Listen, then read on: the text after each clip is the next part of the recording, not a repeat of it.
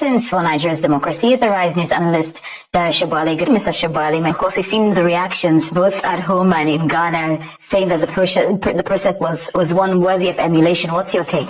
Well, it's a fine day for Ghanaian democracy, and I'm not surprised. They are getting the dividend of learning from their political history. They have learned from their history. The difference between us and them is that we keep repeating our mistakes. That is it. In this, see the new winner. He's been in office before. He's been vice president.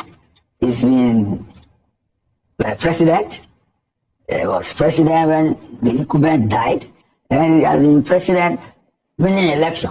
So he's not a stranger to power. And the electorate knows him. And you see, the ruling party's candidate is the current vice president. He has considered. You see, you can put Ghana now on the same pedestal with U.S. democracy. The way Biden congratulated Trump after a very, very nasty, controversial election. That is the essence of democracy. Let the winner have his way. The loser must be a sportsman and always have his say. So it's a nice day for democracy in Ghana. Shabali, based on your response, there are two things that stood out. For you to put Ghana on the same pedestal as the United States, it's a real indicator of Ghana's progress. Yes. But when you refer to Nigeria, you did say that the difference between Nigeria and Ghana is that we keep on repeating our mistakes. Yes, and we don't learn from our history. How do we change? Okay, yeah. It's a story. I will tell you the story. Very simple. You see, Ghana had a head start in that the first president of Ghana was a socialist. I say, whether you like it or not, socialism puts more bread on the table for the poor man than capitalism. Do you get me? Capitalism is like philanthropy for the poor. You get me? So that you can sleep well, just give them some crumbs. But you see, socialism tends to create a more equitable field for inclusion and equity and fairness. Kwame Nkrumah was the first. He was elected from prison. Then made prime minister. But he was a political ideologist to the left. It was during the time of the Cold War when the West and the Soviet Union were competing for influence. And he went east. Many African leaders like that, Sekou Touré, who about him when he was eventually exiled in Guinea. They were all of the left. You get me? They were pro-Soviet Union and anti-United States and others. And you see, that has made them to learn the lessons of accountability, transparency.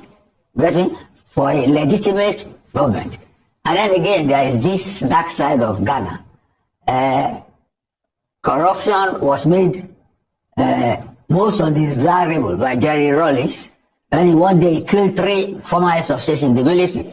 Because the military came in and they became corrupt. Where are you buying from now? I always buy from Alibaba.com, where I get great deals at factory prices. Fufu, Atampong, Afrifa, actually wanted by Rawlings. So it is difficult for you to do. Corruption was made most undesirable by Jerry Rawlings. And one day he killed 3 former heads of state in the military. Because the military came in and they became corrupt. Akufu, Atampong, Afrifa, actually wanted by Rawlings. So it is difficult for you to do to be a corrupt leader and expect to get away with it. We had our own civil war. Get me? And Gawan did reconstruction, reconciliation, and all that. But you have not learned from it. Because it is still on. Part of it is still on. We have not learned from our own history. But when Nkrumah was there, it made so much noise about economic development and anti-colonialism that people living in London were asking occasionally in what part of Ghana is Nigeria. Even though Nigeria was several times bigger. It was more dynamic and it put on the ground the awareness about need for equity and for leaders to be accountable and to be responsive to the needs of their people. Socialism does that far better than capitalism. Although we are a hybrid, They are hybrid. It follows a mixed economy. And we are modeling through, literally. But again, I won't say we should learn from Ghana, but we should learn to conduct free and fair elections. Give integrity to our electoral process. Really. But you know the reputation of our electoral process and the reputation of that of Ghana. They are almost incomparable.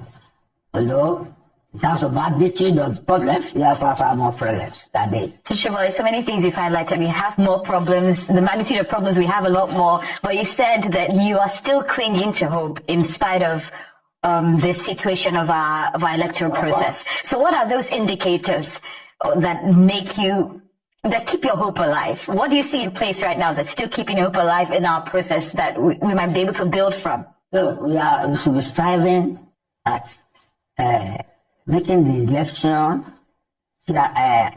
transparent, open, in terms of how people vote, in terms of how votes are counted, in terms of announcement of results.